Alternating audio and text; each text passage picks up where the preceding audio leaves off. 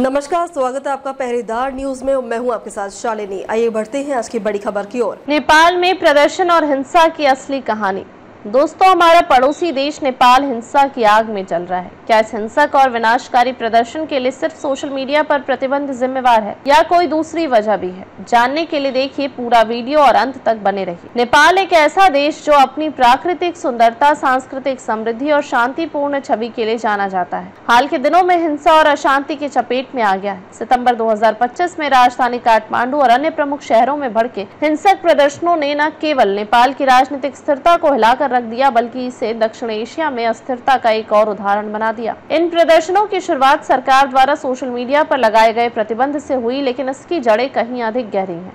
यह लेख नेपाल में हाल के प्रदर्शनों और हिंसा के पीछे की असली कहानी को विश्लेषणात्मक दृष्टिकोण से प्रस्तुत करता है, जिसमें सामाजिक, आर्थिक और राजनीतिक कारकों का गहराई से मूल्यांकन किया गया है। 4 सितंबर 2025 को नेपाल सरकार ने फेसबुक, इंस्टाग्राम, यूट्यूब, एक्स और अन्य 26 सोशल मीडिया प्लेटफॉर्म्स पर प्रतिबंध लगा दिया। सरकार का तर्क था कि ये प्लेटफॉर्म्स नेपाल टेलीकम्युनिकेशन अथॉरिटी के साथ पंजीकृत नहीं थे। इस फैसले ने जनरेशन जी 1997 से 2012 के बीच जन्मे युवा में भारी आक्रोश पैदा किया, जो डिजिटल युग में अपनी अभिव्यक्ति की स्वतंत्रता और संचार के लिए सोशल मीडिया पर निर्भर है। यह प्रतिबंध न केवल उनकी आवाज को दबाने का प्रयास माना गया, बल्कि उनकी आर्थिक गतिविधियों जैसे कि कंटेंट क्रिएशन और ऑनलाइन व्यवसाय पर भी सीधा हमला था। सोशल मीडिया प्रतिबंध को ताबूत में आखिरी किल कहा गया, क्योंकि यह पहले से ही मौजूद असंतोष को भड़काने वाला ट्रिगर बन गया। प्रदर्शनकारी, विशेष रूप से युवा, सड़कों पर उतर आए और इसे जेनजी क्रांति का नाम दिया गया। काठमांडू के मैतीघर, बानेश्वर और सिन्हर दरबार जैसे क्षेत्रों में हजारों लोग जमा हुए, जो शुरू में शांतिपूर्ण विरोध के लिए आए थे, लेकिन जल्द ही यह हिंसक झड़पों में बदल गया। आइए अब जान लेते हैं कि नेपाल में फैली हिंसा के पीछे की गहरी वजहें क्या है। सोशल मीडिया प्रतिबंध ने भले ही प्रदर्शनों को भड़काया, लेकिन इसका मूल कारण नेपाल की सामाजिक, आर्थिक और राजनीतिक व्यवस्था में गहरे निहित असंतोष में छिपा है।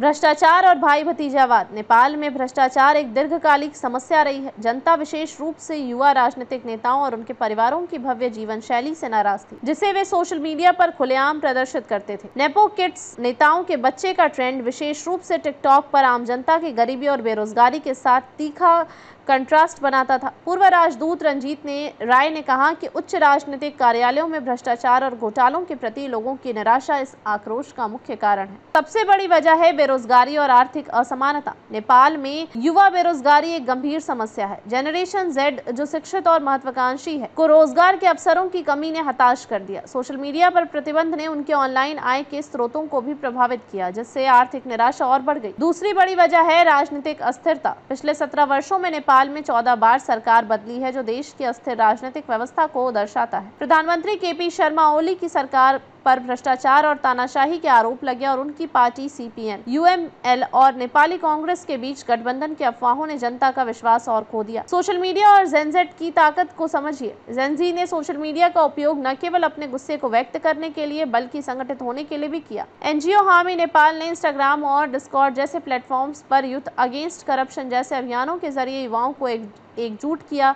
यह आंदोलन बिना किसी स्पष्ट नेतृत्व के था, जिसने इसे और भी अप्रत्याशित और अनियंत्रित बना दिया। नेपाल के प्रदर्शनों ने दक्षिण एशिया के अन्य देशों जैसे बांग्लादेश और श्रीलंका में हाल के आंदोलनों की याद दिलाई।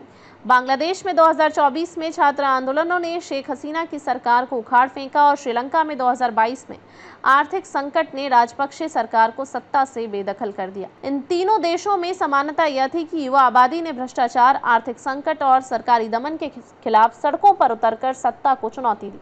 नेपाल में भी जेनजी ने इस क्षेत्रीय ट्रेंड को दोहराया, लेकिन इसकी हिंसक प्रकृति और तेजी से फैलने की गति ने इसे और खतरनाक बना दिया। नेपाल में फैली हिंसा ने बचाई भारत और अंतर्राष्ट्रीय समुदाय की चिंता।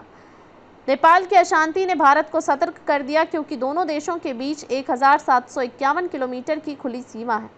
भारतीय खुफिया एजेंसियां जैसे रॉ और इंटेलिजेंस ब्यूरो स्थिति पर नजर रख रही है, ताकि भारत विरोधी माहौल को रोका जा सके। प्रधानमंत्री नरेंद्र मोदी ने नेपाल की स्थिति को हृदय विदारक करार दिया है और नेपाल की अस्थिरता को भारत के लिए रणनीतिक रूप से महत्वपूर्ण बताया। भारत ने अपने नागरिकों के लिए एडवाइजरी जारी की और सीमा पर सुरक्षा कड़ी कर दी। नेपाल में हाल के प्रदर्शन और हिंसा ने देश की राजनीतिक और सामाजिक व्यवस्था की कमजोरियों को उजागर किया है। यह केवल सोशल मीडिया प्रतिबंध के खिलाफ आंदोलन नहीं है, बल्कि भ्रष्टाचार, बेरोजगारी और राजनीतिक अस्थिरता के खिलाफ खिलाफ युवाओं का विद्रोह है। सरकार के लिए अब सबसे बड़ी चुनौती यह है कि वह युवाओं के विश्वास को कैसे बहाल करे। क्या नेपाल में नई सरकार इस संकट को अवसर में बदल पाएगी या यह देश को और गहरे अराजकता की ओर ले जाएगा?